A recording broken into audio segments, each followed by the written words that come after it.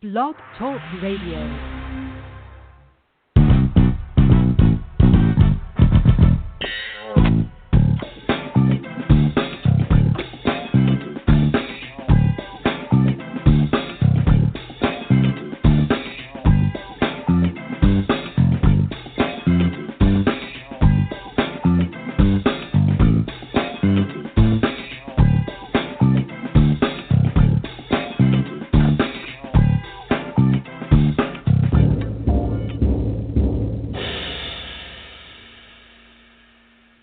That little music intro always gets me a little bit excited.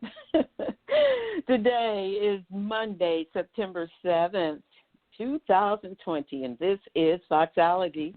I am Silver Ray Fox, your host.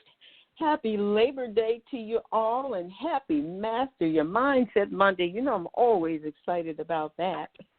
And do we have stuff to talk about today? Oh, yes, we do. We've been experiencing some very trying times, haven't we? At least most of us have in some way. We've felt the impact of everything that's been created by the pandemic and our ongoing political issues and issues and issues and issues and issues and issues. And life has changed. How we do things has changed. It's created a lot of fear. It's created distress. It's created downfalls in folks' lives. It's created a lot of heartbreak.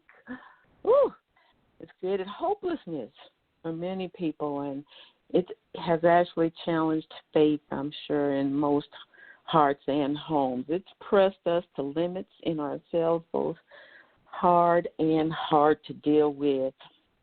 And these words and so many other words, it's caused us to have a great deal of pain, to say the least. So my question today, because I'm telling you, we're at the worst of it, I think. And the question is, on this Labor Day, to spin a play on words, is are we in labor? We are certainly feeling the pangs, and they are hard, they're serious, and they're beyond ignoring. Well, my special guest and radio BFF and superstar RRRR TV host, Cassandra McShepard, and I are going to share some thoughts with you as we always do on Master Your Mindset Mondays. And I tell you, we are feeling the pangs. Are we in labor? Welcome, Cassandra. Tell me, sis, what do you Silver. think? Yes, I think life can certainly be viewed by many as perpetually laborious, but usually after the labor comes the birth, a new birth, a birth of something new. And as we talk about a metaphorical labor like this, what is birthed, I should say, is in large part due to our thinking and the way that we are handling the labor. And so, I would definitely say, and I really like your play on words and play on thought for Labor Day. We have been in a period of time unlike any other in history that I know about, and especially because of how evolved we are, but how evolved we thought we were also. And this has really brought it down to the core. And even though certain things are moving, it's moving in such an odd and strange way for us.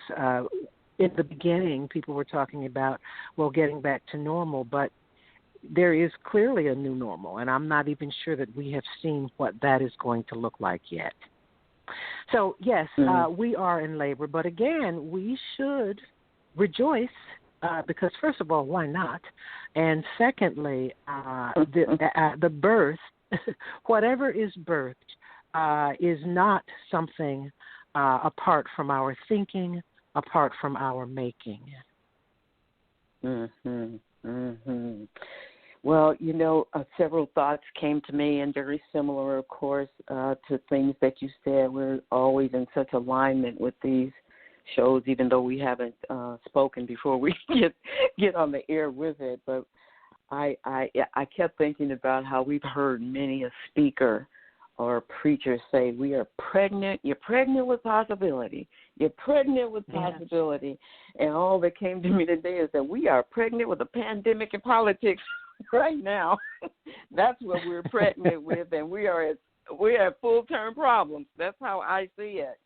And that's the truth. And that's bad news. I mean, it's causing excruciating situations, excruciating pain. But the good news, like you said, we're giving birth, and we're all going to give birth. And what I see as we take a spin on these issues, Cassandra, is that there's going to be I'm believing, I'm speaking it, a greater strength in our country, maybe the world even, and a greater restoration, because there's been so much tearing down of people's lives and livelihood.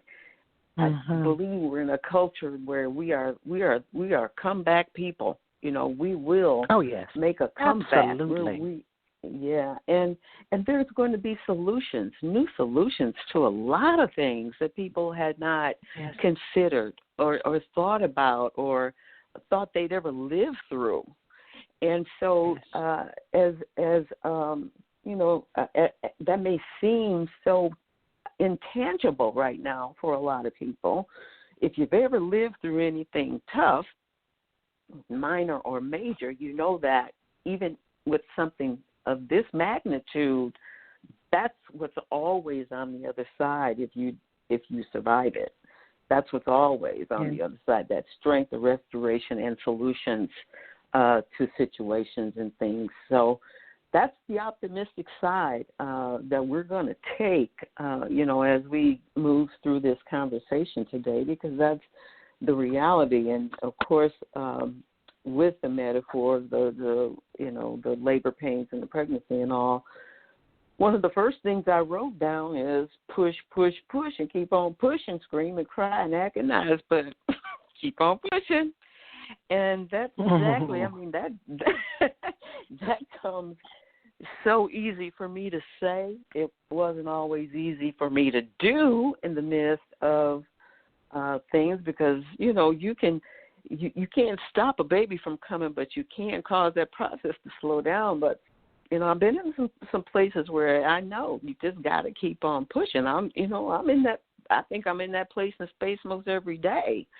For, it doesn't mean things are wrong necessarily, but we're in that place. I mean, that's what we got to do. That's the thing we have to grasp into our mind and heart and spirit. We just got to keep on pushing. Life could be a whole lot worse, believe it or not. It could be. And of course. And so we just have to get ourselves, get our bearings, and just keep on push, and not give ourselves an opportunity to resist that. Just have a made up mind. You got to push. But Silver, drama is a mother of invention, and history certainly shows that, and even this situation shows that people have found new, incredible ways to continue pushing on, to hold on, to people have recreated. I mean, certainly, I think I've heard that there are many businesses that are considering, since they have been working from home, continuing that. I mean, everything is really, we know I've never birthed no babies, right? But I certainly get the concept, and I saw it happen. Which is when I realized I wasn't that kind of girl. But it was such a, what word do I have? I just wanted to precipice. I mean, you are at that point, fever pitch. I can't even fathom the pain. And yet and still within that, as we're talking about a literal birth, within that is a hope, is such a hope for something new. As you said, you cannot stop that baby from coming. Well, in this metaphorical birthing, labor conversation, we cannot stop a new thing from coming. We never were able to. We will never be able to. However, just like that child is made, hopefully, and in many cases, of two people who love each other, whatever is coming that is new is going to be made of, again, as I said, our focus, our thinking. Also, it's going to be made of many people's fears and their what's the word I want to say, disconnection. But the point is, whatever is coming, whatever new thing, whatever new way is coming, whatever we are on the precipice of, is entirely dependent upon how you go through the labor, how you are thinking, what you are believing, what you are doing, what you're watching, what you're focusing on, the conversations that you're having, the rabbit holes you're falling into, or the potholes you're avoiding. Because thoughts are things, creative things. Yes, for sure they are. And I know it must, I can't imagine, well, yes, I can imagine what it feels like for people who maybe had not grasped the ability to reason through situations and to process, such a major hit to life. And some of the stories I read are just so heartbreaking about families and the distresses and not, the depression and the feelings of hopelessness. And, we need some escapes. And one of the things I wrote down is that there's really any type of epidural for this kind of painful situation. There's no numbing it. You can't numb it. In fact, I think it would just be a bad idea to try to numb it. I really do believe in the process of pain, that you have growth if you can endure, if you can reason through it, if you can process it. There's no reason to try to numb it. I think that you don't learn and you don't grow, and it creates other ways to escape that are extremely negative for any human being. But there are escapes. There's no epidural, but there are escapes. And the pain is not going to go away until the things that I said are born, the strength, the restoration, that hope, that increased faith, that eye-opening thing that happens once you've come through a situation. So in the meantime, and as you said about watching, I was chuckling here because so many things you said I've made notes about, but it's a painful watch and it's a painful wait, because in regard to birthing, and these are the words that I wrote, there is just no way to put into words to describe the pain that you feel when you are in labor. Girl. There is no way to put it into words. Unless you've been through it, yes. I never even attempt to insult. But what I'm saying is, can you even fathom it? I never even insult women who have given birth with my conversation about that, because I'm telling you, when I saw it happen, I realized, I could never do that. And I can do a lot of things. I'm not that kind of girl. I just could not. It was oh my God, yes, I would agree with you. I would agree with you. Yeah. It is indescribable. But many, for some people, some people have a hard time dealing with many things. And for whatever reason, for what we know so far, or the paths that we've come from, there are some people who unfortunately throw their hands up at the least little thing. And then there are those who, no matter what, as long as they draw breath, are determined to push, push, push, as you say. And for those that are that do believe, I should say, in conditions, and who don't understand first cause, and God is first cause. But for those who do believe in conditions, I would say, as you said before, and as we talk, Silver, we've been talking for years, and we've been talking about getting ready for a day such as this. We talked about preparing yourself if the sun was shining on you for a day that would be cloudy, and about that. And that doesn't mean that if you didn't get ready, oh well, it ain't too late if you're still breathing. We as individuals have, as children of God, have all that we ever will need to come through any and everything. It's been written. And so much of it is how you think it. I have been for months now, for the most part, minding my own business, staying at home, being very, very particular about what information comes across my path, because I don't need to be primarily in here by myself tripping on things that are happening outside of my house. Why would I put myself through that? You say that we can't avoid the pain or should not avoid the pain. Well, I say that if it moves you to do something, but to look at it, just to look at it, just to know what's going on in another part of the city or the state or the country, to then sit in yourself and be frustrated about it, for what? When you could be playing video games, having a cocktail, and watching a movie. I'm just saying. For sure.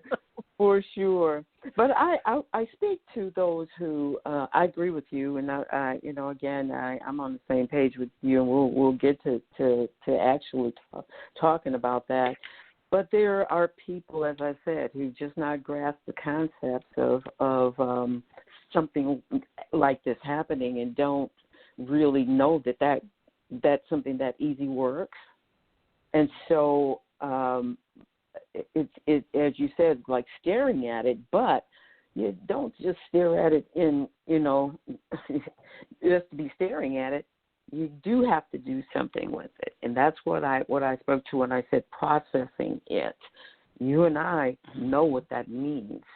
And, we know breaking it down and praying through it and pushing through it and all of those things. But for the people who have not become experts at dealing with things, you have to allow yourself to experience it and to explore it, and to know that you are going to, eventually find yourself on the side of calling it an experience that you can even at some point talk about and be a part of someone else's process and growth, just like what we have taken on as a mission. So, I do get it. I believe in doing something else as an escape. It really does help. And I'm going to point out some of those things in just a moment, but I want to go just back a little bit when I was talking about the pain of childbirth. We have to remember that the great majority of people survive it, and we will survive this time of life as well. It's something we just have to understand consciously that we will. I don't believe that the world is getting ready to come to an end. I still see too many things, and if you're paying attention, there's too many life forces still operating and going and moving and all of that. Not that it could not end in a day or a moment, but we're still pushing. People are still pushing. We're still doing things and still moving, and we have to remember that we will survive that. What that means is that we do, though, have to drum up all the optimism and bear down on the pushing through it. That's what it's going to take. And I feel myself speaking to people in business and moms and dads and teachers and all manner of people in all kinds of professions and walks of life, but that's what it's going to take, some optimism and bearing down on that pushing, whatever it takes from day to day. And one of the things you mentioned earlier, Cassandra, is about how we think and our beliefs. And I'm going to talk about some of the escapes now, and you can as well, because I know you do some things too. Just we've developed these habits, and they work. But every day throughout the day, I have to, every day throughout the day, take my mind to a higher place that says to my belief system that this time we're in will not last. And it won't. And so I choose that thought over everything that tries to pop up that's negative, that's threatening, that's challenging. That my belief system, when I tell my mind what I believe is a fact, what I believe is truth, is that we are going to get through this, that it's not going to last. And this country has been through tough times. The world has been through tough times, and we've always found ourselves on the other side, and very often greater. Yes. What say you? You know, Silver, as you were speaking, I was thinking about what you and I've talked about before, the breakdown before the breakthrough. And it feels like the bow is just going to break, and yet and still, for many of us, we have to be pushed to those points of a discomfort, of unbearable pain, of the inability to continue going on as we have been going on before we will change, before we're forced to change. What is the saying? Lord, make me so afraid. Uncomfortable. Uncomfortable. Thank you. Lord, make me so uncomfortable till I have to do a new thing in this respect. And you also talked about what you do on a daily basis. I do also. I have been now, since this started, been doing what I call church with a friend in Montana and a friend across town via Zoom, Science of Mind. And we meet almost every single day for about an hour, where we read, there's a daily guide, a Science of Mind. And what I love about Science of Mind is it's certainly spiritual based. It's God-based. I'm not interested in anything that is not. But it's also very applicable to living. And then we test it to the Science of Mind book and the Bible. And so I am, as the old saints used to say, prayed up. Girl, I'm so prayed up. I'm sitting here listening to him like, I'm thinking, is something wrong? Is something, no disrespect for those that want to suffer, but I choose not to suffer myself. So I'm like, oh, is stuff going on? But you talked about what you tell yourself and what you do yourself. The mind is such a fascinating thing. It's such an interesting muscle, and it is so trainable, and it is so susceptible. And let's not forget that it is so creative because it is tapped into the mind of God. All right? And so the stories we tell us, and God's answer is yes. Yes. The stories we tell ourselves, it's like laying the bricks to the road that you are going to walk on. You can tell yourself anything, and that's going to make it true for you. It's not going to make it true for me, and I could be standing right next to you, walking down the same street. But if you believe in potholes, you will trip. I do not believe in potholes. I will not. It is the story. It is so critical, and it is. And so we live in a world where we are bombarded with what somebody else thinks is important for us to know. And we, without thought, and oftentimes, unfortunately, without question, digest this noise, this information, and try to process it and try to make it make sense to us when 90% of it ain't got nothing to do with you. But you all up in somebody else's business, stressed and pressed. Decide you're going to tell yourself, train your mind, master your mindset. That's what this is about. And I promise you, if you don't eat popcorn, you will not regurgitate popcorn. If you don't eat bad information and pay attention to all the nonsense when you're minding your own business, that is not the stuff that's going to be floating through your mind. What you fed on, what you focused on, what you read, what you talked about, whatever you do or think about is what's going to come and haunt you or visit you when you're minding your own business or when you open your mouth. I can't tell you. I mean, I cannot in this conversation honestly list for you the litany of stuff that's going on in the world because I blissfully do not know. I know what's going on in my house and in my head, and I am at peace in the midst of all of this. I agree with that. I mean, it may. I think more recent years, people are really getting it about how important it is how we think, because it seemed that prior to an awakening of that, we just thought that whatever was coming in was just flowing through and out and whatever. But we can master our mind, our mindset. We ate it. Yes. Mm-hmm. And another thing, every day, throughout the day, I escape to thoughts and things that refresh and restore my strength. And I thought about my vehicle, and I'm thinking, how we keep them going. We have to put gas in them.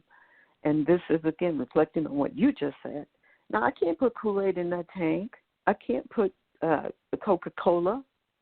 I can't put water in there and expect that it's going to do something that it's supposed to do efficiently as I put gasoline in there, because that's what works. That's what makes it work. Yeah. That's what makes that engine fire up and keeps me going.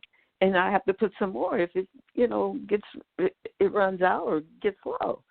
And so people need to understand that it works that way. I mean, if you keep putting stuff that's just flaky and hearsay and gossip and fake news, all of that in your head, even believe that you're going to work at your work and live at your optimum. It's just really hard to do that.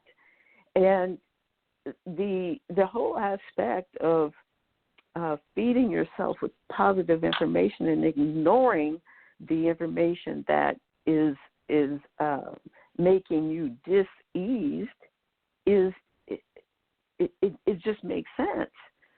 Now, I do pay attention to the news for about 15 to 30 minutes a day, just because that's enough for me to see, are we making any progress, or is it still the same, or are you guys just confusing us all the more with all of this stuff? Because as you said a few minutes ago, Cassandra, most of it we can't do anything about. So I am not going to spend a lot of my quality thought time trying to figure out some of those problems, because they are truly out of my hands. This whole thing that we're going through, this pregnant with these problems right now, it's so multi-layered, and it's there's so many wheels turning. I will do my own little bitty part, which is a major part. I'm going to the polls to vote. I'm going to make sure I do the self-care that's necessary until they figure out that we can go through life without feeling like we can't touch each other anymore or speak close to each other. And we can stop wearing these masks. I'm going to do those things because, all right, I'm going to. I can't say how I feel about some of all of this because I know I'd get challenged, but I'm going to do the smart thing, but what I'm not going to do is be bombarded into a place where I can't live and move and have my being in the way that I need to, in a positive way. So I think that choosing to restore your strength as regularly as you need to, and it's interesting, my devotion today was on Psalm 46:1. God is my refuge and my strength, a very present help in time of trouble.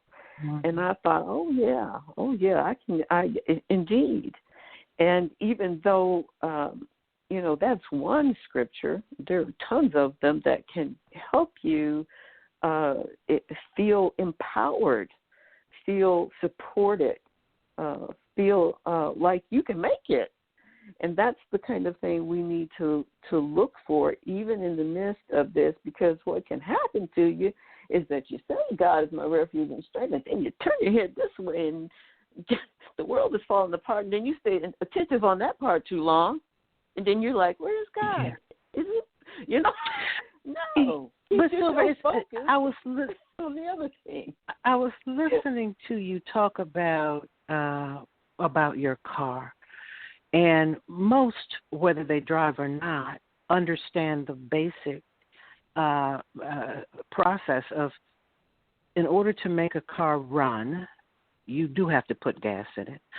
Most people understand, whether they drive or own a car or not, that there's other maintenance that a car needs, not necessarily on a daily basis, but there's other maintenance that it needs. This is common knowledge. Unfortunately, what is not common knowledge, Silver, is how we take care of ourselves, how we keep ourselves running. And so I appreciate this bit of this part of the conversation that we're having, because it's such a visual, but it is so true that we do need to, and if we have not given that some thought, give it some thought. You can test it out. Watch a funny movie and then pay attention to an hour of politics and see how you feel after each. And then feed yourself on more of what makes you feel good. I'm sorry. That's right. Well, you brought up the next thing I have down, and that is escape from, those things that make you feel that way. Mood is important, and I have every day throughout the day, I pay attention to myself, my mood and my attitude, and I realize that I have to stay positive, and I make those choices. If something happens that impacts me in a negative way, and I don't mean that both of us, and I don't say this as pats on our own backs, but we're extremely compassionate people and helpful people and supportive people, so we're not saying we're none of that. We're talking about keeping our own selves in check when it comes to dealing with day-to-day life. That's what we're talking about. Cassandra and I love on more people than have in our lives and still do and always will. But we're talking about a self-check right now, taking care of yourself in the midst of all of this. And so paying attention to how, if it feels like you're not feeling good, don't go with that. Go find something that's going to make you feel better. Don't agree with yourself on, the sky is falling or the sun's not shining or the clouds are heavy. Don't agree with yourself on that, because you have an option to make a choice to help yourself feel better.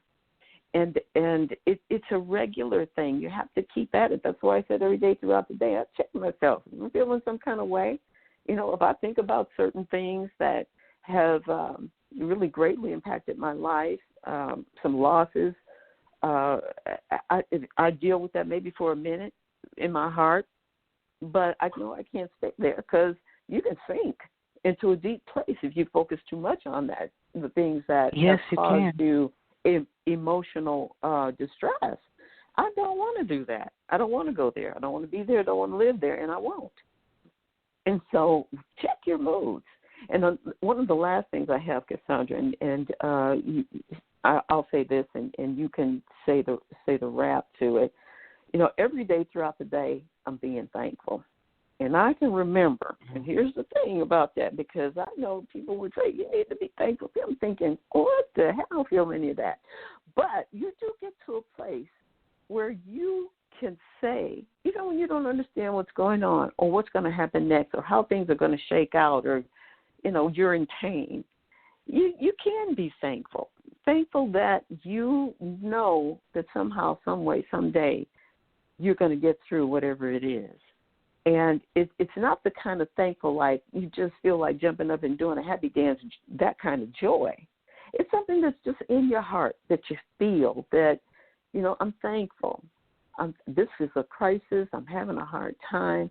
But I'm thankful that as long as I'm living and breathing, somehow or another, some way or another, someday down the road, I can get past this if I just keep pushing.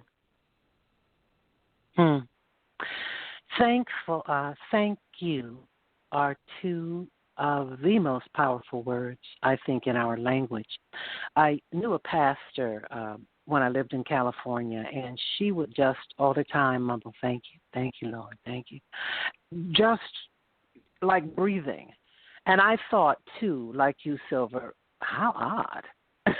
What is she doing? And again, like I said, we're talking some 25 years ago. I understand now that thank you is in of itself communion. Thank you is a prayer. Thank you is recognition. Thank you is turning to God. And as we turn to God, God turns to us. As we turn to God, we make a way to receive more of something to be thankful for. Thank you is so incredibly powerful. So I now, just like that pastor, walk around my house saying, thank you, Lord. Thank you. Yeah. Thank you, Lord. You better know it. And so, and it does become, or I should say it can become that as that communion, as that relationship, as that conversation develops, because it is a conversation, I promise you this. It can become a bubbling over, jumping for joy kind of thing. If you're not in the habit of saying thank you or thinking thank you or being grateful, I am not going to promise you that if you spend a day saying thank you, that you're going to be jumping for joy. I'm not saying that, but you might be. But if you develop what do they say, the attitude of gratitude. But if you develop, that, and it is a recognition, it is an honoring, it is an understanding of placement of who's on top, and a faith and a trust in the one on top, and understanding your place as a child of the King, and that you are covered. It's all of that. It's all of that. Yes. It's huge. It indeed is. And it works for you if you do it, whether you believe in it or not. That's the beautiful thing about it. You got to believe enough to try it, to do it with some kind of consistency. Yes. It's true. And I can remember decades ago reading information like that said even if you don't feel it or believe it yet, just keep doing it, because at some point it will anyway. In. Yes. And that's the absolute That's truth. what it does. Well, that's what it does. Well, it's been a pleasure doing the show today. Where did the time go? Oh my goodness, it just flies by, it seems. But I've been in a transition and from Houston to Dallas, Fort Worth, and still trying to get my bearings with some of that as far as a move and all of that. So I haven't been as consistent as I would like. I've got a list of people been trying to get me to get show schedules. So I'm going to get on that so I can get myself back on track. But I'm always just so excited and delightful when we're doing our shows together. A lot of people probably don't know that we were actually co-hosts many years ago on Land Radio, and we just have continued our I like to call it mission yes, talking together and sharing some of our life notes with folks. So today was no different. I really enjoyed it. I'm glad you were available to do it. Always, so always. let's do it again I next make myself month. available. Works for me. Oh, and right. in between now and then, people hold on. Push, as Silver says, push through. Tell yourself a good story. Have a happy meal, and be thankful. Absolutely. And all of you, please check out Cassandra McShepard's website. She is just truly a superstar. She does so many things, and she may not be doing anything right now during these pregnant with problem times, but I'm thinking we're all going to be coming out of the gate strong. Huh? I'm building furniture, but go on. Building furniture. Well, I was saying, I think once this is all done, we're all going to be coming out of the gate stronger than ever. But, girl, you go on and build that furniture. That's why I call you the superstar R. You can do stuff. For real, though. I got power tools. You got power. Until the next time. I do. But so does everybody. Everybody does. Yeah, that's Use it. So true. Plug it in. Thank you so much.